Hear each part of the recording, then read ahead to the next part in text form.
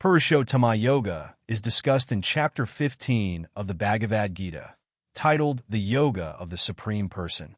In this chapter, Lord Krishna explains the nature of the eternal soul, the material world, and the supreme, divine reality, Purushottama.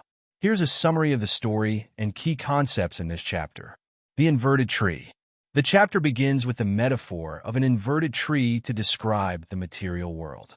This tree has its roots upwards in the heavens, spiritual realm, and branches downwards, symbolizing how the material world is a reflection of the eternal, spiritual reality. The leaves represent the Vedic knowledge. Krishna explains that the roots of this tree bind living beings to the material world, but the tree itself is impermanent. To reach the ultimate truth, one must cut the attachment to the material world, the tree's roots, with the weapon of detachment. The eternal soul. Krishna then describes the eternal soul, the Atman, which transcends birth and death. Though bound by the material body, the soul is part of the eternal spiritual realm. Krishna explains that the soul passes through different bodies in the cycle of birth and death, but it remains untouched by material changes. He further clarifies that living beings, even though part of the divine, get trapped in material existence because of ignorance and attachment. The soul, however, can be liberated by realizing its true spiritual nature. The three Purushas beings. Krishna introduces three types of Purushas beings in this chapter. Kshara Purusha, perishable being. This refers to all living beings in the material world, who are subject to birth, death, and rebirth.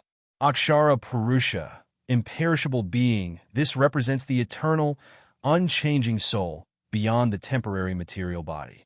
Purushottama, supreme person. Krishna declares himself to be the Purushottama, the supreme being who transcends both the perishable and imperishable. He is beyond both the material and spiritual realms, the ultimate cause of all existence.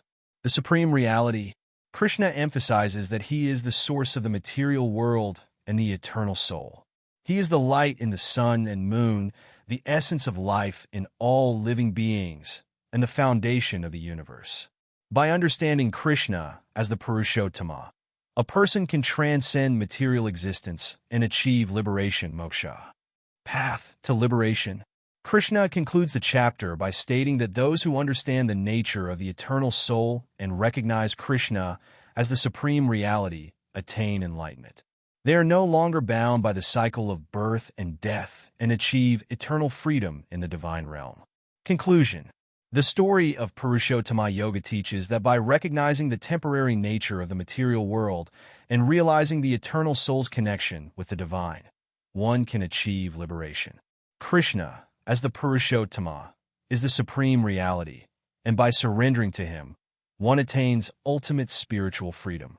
This chapter emphasizes detachment, knowledge of the eternal self, and devotion to the Supreme Person as the means to achieve liberation from the material world.